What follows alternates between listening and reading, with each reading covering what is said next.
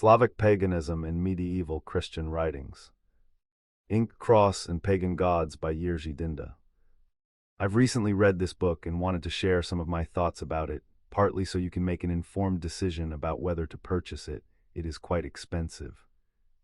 I will be placing it on my recommended reading list, although with the caveat that it is not a basic or introductory text. Slavic Paganism in Medieval Christian Writings is a monograph that examines how Slavic paganism was portrayed by medieval writers, most of them Christian.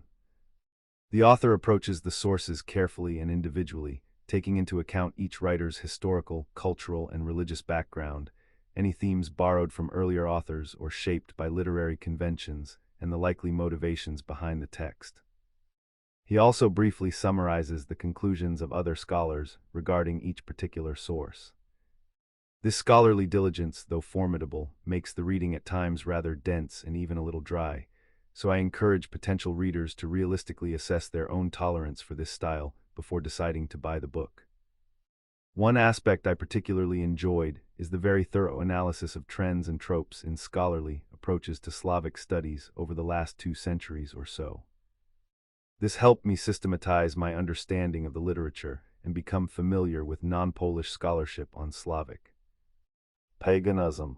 Dynda clearly outlines and summarizes past and current trends in the field, ranging from somewhat elitist, high versus low assessments of Slavic culture through Romantic-era reconstructions, to extremely skeptical approaches that reject any notion of the coexistence of pagan and Christian beliefs, and instead claiming that what we see in the sources are merely different versions or stages of Christianity, a view that Dynda clearly rejects, presenting well-argued case for his position. In order to perform his own analysis of the sources, Dynda introduces a 6-level matryoshkadal-emic-etic approach. I found this framework somewhat counterintuitive at first. I had to make notes to explain it to myself and kept referring back to them, but it proved surprisingly useful in separating the events reported in the sources from the lens through which those events were observed, recorded, and in some cases, synthesized with material from other writers. Using such careful dissection techniques, Dynda presents a very insightful way of extracting pagan elements.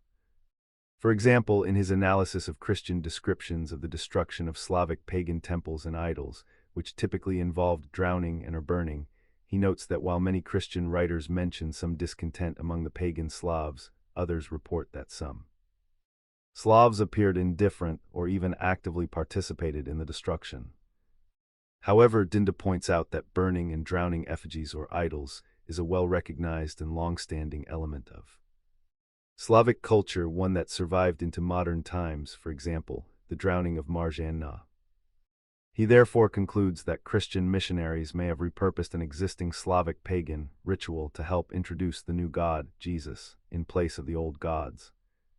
This intercultural and interreligious legibility of the ritual would explain the reported cooperation or lack of resistance from the pagan Slavs.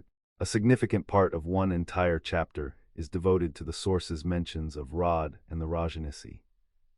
Dynda goes into such depth and breadth, including analyzing different manuscript translations and variants of the same texts, that I would be happy to pay the full price of the book just for access to this chapter alone. One absolutely lovely motif that weaves through all the chapters is the clear distinction between the Christian black and white dualistic approach to reality and the Slavic pagan holistic worldview. This clearly confirms the findings of scholars such as Kazimierz Myszyński. Slavic pagan or pre-industrial culture did not sharply divide spirit from body and viewed humans and the entire world as one interconnected whole.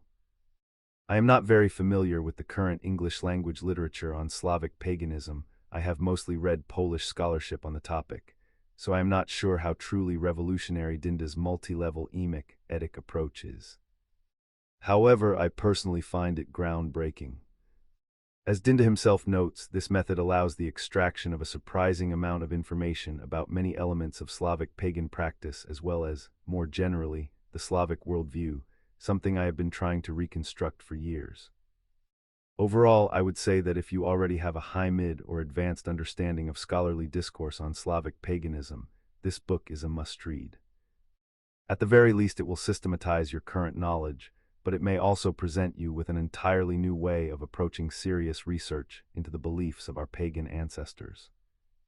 Without prior substantial understanding of scholarly discourse on Slavic paganism, you will likely find this book difficult, borderline impossible, to read. You will not only have to keep looking up academic terminology, but you will also probably get lost among the many foreign surnames and titles of publications. If you do not mind that extra effort, then go for it, but if you would rather enjoy your reading instead of painstakingly working your way through each page, it is probably best to spend your money on something else. However, if you do not enjoy long, dry analysis with a substantial linguistics element, I would not recommend buying this book. You will likely hate every page, and it is simply not worth the money or the effort.